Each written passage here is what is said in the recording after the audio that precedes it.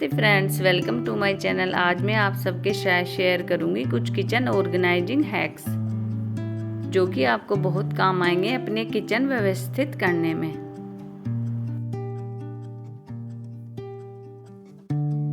कई बार आम रखने से हमारे फ्रिज में बहुत ज़्यादा स्मेल हो जाती है और वो स्मेल दूध और जो भी कुछ रखा रहता है उन सब चीज़ों में धीरे धीरे आने लगती है। उसके लिए मैं आज आपको बताऊंगी कि आपके फ्रिज में आम की स्मेल या फिर किसी भी फ्रूट की स्मेल बिल्कुल नहीं आएगी।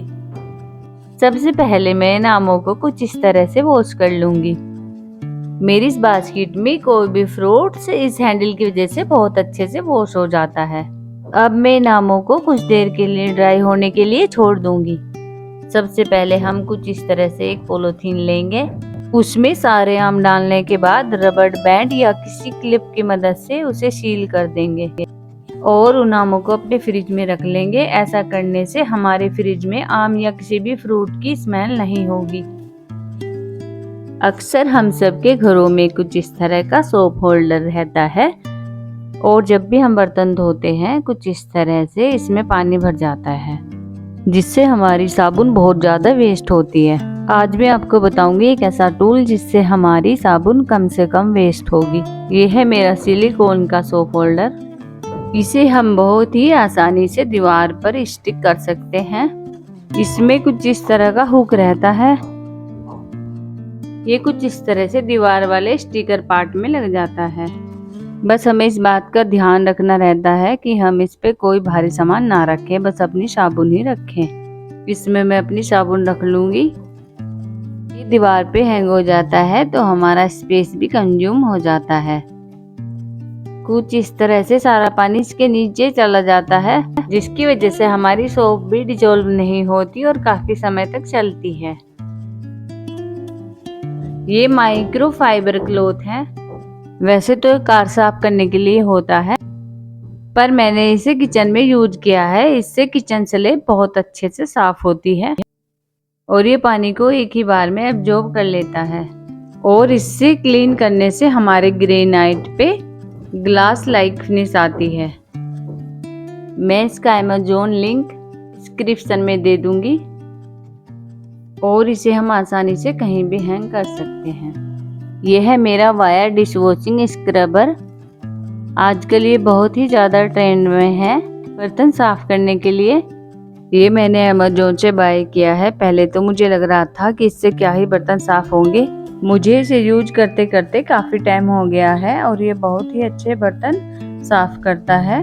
इसका सबसे बड़ा बेनिफिट ये है कि ये थिन होने की वजह से अंदर तक क्लीन रहता है और ये आसानी से ड्राई हो जाता है। वरना जो हमारे नॉर्मल स्क्रब रहते हैं, एक तो वे जल्दी से सोखते नहीं और उनमें बैक्टीरिया फॉर्मेशन हो जाती है। इसका अमेज़न लिंक मैं आपको डिस्क्रिप्शन बॉक्स में दे दूंगी। कई बार हम सोचते हैं कि बस हमें अपनी किचन काउंटर टॉप ही क्लीन करना है और हम कोई भी कपड़ा उठा के साफ कर लेते हैं और फिर वो कपड़ा तो हम क्लीन रखते हैं पर हम उस कपड़े को कहीं भी हैंग कर देते हैं, स्लैब पर ही रख देते हैं जल्दबाजी में। पर वो कपड़ा हमारी किचन का काफ़ी लुक खराब कर देता है और कोई आ जाए तो मुझे उठाना या वहाँ से उतारना भी भूल जाते हैं, जिससे हमारी किचन काफ़ी ऑर्गेनाइज लगती है। ये किचन क्लॉथ काफ़ी कम रेट में मार्केट में अवेलेबल रहते हैं। ये मुश्किल से 15 से 20 रुपए तक के मिल जाते हैं और ये क्लॉथ काफ़ी बड़ा रहता है। मैं 2 क्लॉथ किचन साफ करने में यूज करती हूँ, एक बर्तन पोंछने में और हमेशा 2 क्लॉथ में स्टॉक में ज़रूर रखती हूँ। इससे सफाई बहुत अच्छी होती है और ये सिमेट्री में होने की वजह से धुल भी बहुत आसानी से जाते हैं। वरना जो हम अपने वो घर के कपड़े यूज करते हैं वो अनसिमेट्रिकल होने की वजह से साफ भी अच्छे से नहीं हो पाते और गंदगी भी जल्दी पकड़ लेते हैं। अगर आपको वीडियो अच्छी लगे तो वीडियो को लाइक करें और चैनल को सब्सक्राइब करना ना भूलिएगा। ऐसा करने से मेरे चैनल की रीच बढ़ेगी और मेरी नई नई वीडियो आपके पास आती रहेंगी। वैसे मेरा तो बर्तन धोने का सिंक बिल्कुल सेपरेट है। ज़्यादातर सिंक और मेन काउंटर जुड़े ही रहते हैं, तो बर्तन धोने से काउंटर टॉप पे पानी आ जाता है तो हम उसे इस तरह के वाइपर से क्लीन कर सकते हैं। पहले तो काफ़ी बड़े वाइपर आते थे पर अब तो अमेज़न और लोकल मार्केट में भी इस तरह के मिनिएचर वाइपर अवेलेबल हैं।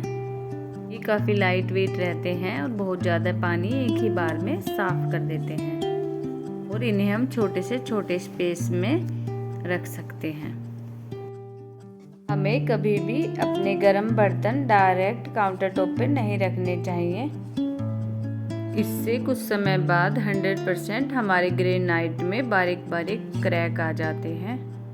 अपना ग्रेनाइट बचाने के लिए हमें कुछ इस तरह के स्टील यूटेंसिल स्टैंड यूज करने चाहिए।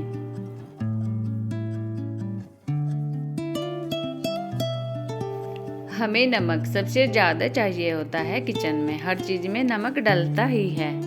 तो सबसे पहले तो मसालदानी में ही आता है एक बाउल नमक के लिए, पर मेटल में तो रस्ट लगता ही लगता है, इसलिए हमें मेटल में तो नमक नहीं रखना चाहिए।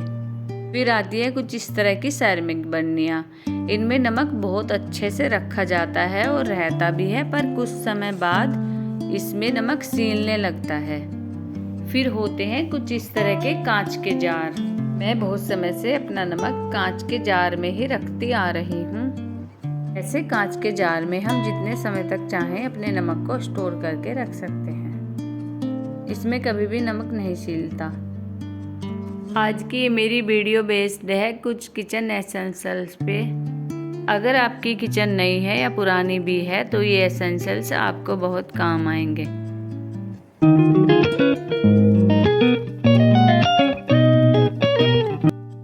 मार्केट में बहुत सी ऑयल कैन अवेलेबल रहती है, पर मेरे एक्सपीरियंस से मैं तो ये कहूँगी हमें हमेशा ऐसी कैन लेनी चाहिए जिसमें ये हैंडल भी हो। और मेरी ऑयल कैन का स्ट्रक्चर कुछ इस तरह से है, जिसमें ऑयल निकलता भी है तो वापस इस पीछे होल की वजह से इसमें ही चला जाता है। और इसमें ऐसी कैप है जिसे हम हैंडल पकड़ के उसी की मदद से खोल लेते हैं, तो हमारे हाथ भी चिकने नहीं होते।